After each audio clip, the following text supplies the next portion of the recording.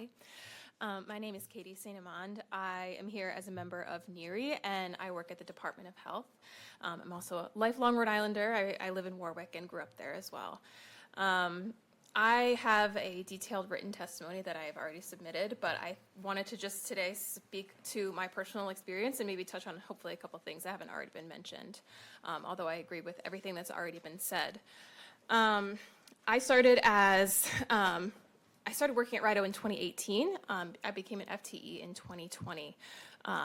You know what was going on in 2020. And the way that my position works, I'm an epidemiologist. I was hired at a grade 31. The step increases are automatic just based on time in your position.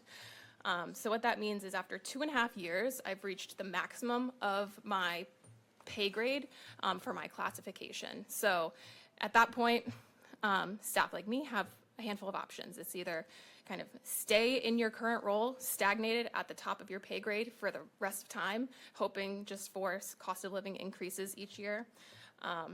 As others have mentioned, apply for a completely separate position, which means you're abandoning your current role and leaving a gap that needs to be filled. Or do a desk audit, which, as we've seen, has some problems and limitations at this point that we're hoping to remove with this bill, or leave state service altogether. In my current role at RIDO, I work on the workforce development team, and I can tell you that lack of opportunities for career advancement are among the top reasons for people to consider leaving state service, both at RIDO and nationally. And lack of opportunities for advancement is the area with the most dissatisfaction for RIDO staff. According to all staff surveys that I have personally led over the last 3 years. So in my particular situation, I was lucky enough that the language of my position type was changed in, I believe, 2020. That includes that may clause, may supervise, which allowed me to get a desk audit and to increase my position. I have colleagues that were not so fortunate who were subject to, as others have experienced, rejection of their desk audits based solely on the supervisory clause, despite taking on increased responsibility year over year in their role.